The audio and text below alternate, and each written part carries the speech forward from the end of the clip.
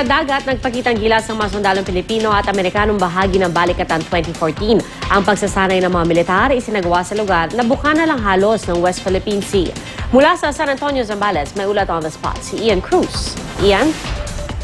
Yes, Pia, nagpapatuloy nga ang Balikatan exercises dito sa National Educational and Training Command ng Philippine Navy dito sa San Antonio, Zambales. Isang amphibious raid ang magkasamang isinagawa ng 40 sundalong Amerikano at 80 sundalong Pilipino. Nakabantay din Pia sa di kalayuan ng BRP Ramon Alcaraz. Sa BRP Bacolod naman lumabas ang dalawang rubber boats. Una nitong ginawa ang paglapit nga sa beach area, lumangoy naman ang ilang sundalo tungo sa beach. At nang masecure na ang beach ay nagbigay na ng signal sa iba pa nilang kasama na nasa BRP Bacolod. Dalawang small riverine craft at 3 rubber boats ang ginamit ng mga sundalong Pilipino at Amerikano upang makubkob ang beach. Ang lugar na pinagdausan Pia ng exercise nasa bukana lamang ng West Philippine Sea. Nasa 200 nautical miles lamang din daw ang layo nito sa pinag-agawang teritoryo na Scarborough Shoal o Bajo de Masinloc na kapwa inaangkin ng Pilipinas sa China. Pero ayon nga dito kay Captain Alex Lin ng US Marines, ang pagsasanay nila hindi raw dapat iugnay sa anumang bagay kasama na nga ang tensyon sa West Philippine Sea. Ganito rin ang sinabi ni Lieutenant Analea Casgaro ng Pilipinas. Pilipino Pia ang nanguna sa nasabing raid at sinabi nga nitong si Captain Jeremy Shire ng company commander ng Alpha Company ng 3rd Reconnaissance Battalion ng US Marines, pantay daw ang kasanayan ng mga Pilipino at Amerikanong sundalo.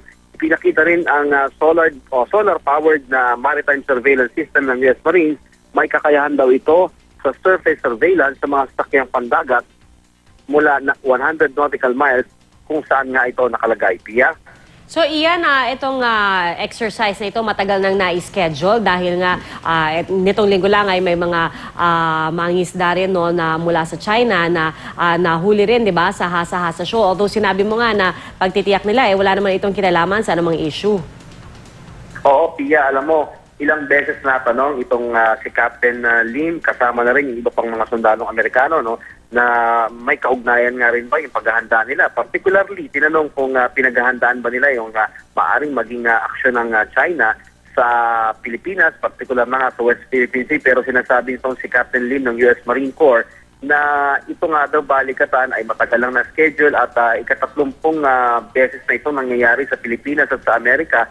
At matagal na raw na schedule itong mga lugar. Ang sinasabi nila, Pia, no, wala naman silang partikular na mga bansa na pinaghahandaan. Basta ang gusto lamang daw nila magkaroon ng kakayahan ang Pilipinas at Amerika sa tinatawag na interoperability para kung sakasakali nga doon na magkaroon ng pangangailangan sa tinatawag na combined effort ng dalawang bansa ay kakayanin daw nila ito. At bukod nga dyan, Pia, no, sinabi rin nila no, na hindi lamang naman sa aksyong militar yung pinaghahandaan nila, kailangan din daw nating paghandaan yung mga tinatawag na HDR, ano, yung humanitarian effort, ano, pag nagkakaroon ng mga kalamidad. Sinasabi nila na yung tulungan sa pagitan ng Pilipinas at Amerika ay mahalaga na napatunayan na raw yan nung nangyari nga yung bagyong Yolanda na magkatuwang ang Pilipinas at Amerika sa pagtugon sa mga pangangailangan ng ating mga kababayan. Pia.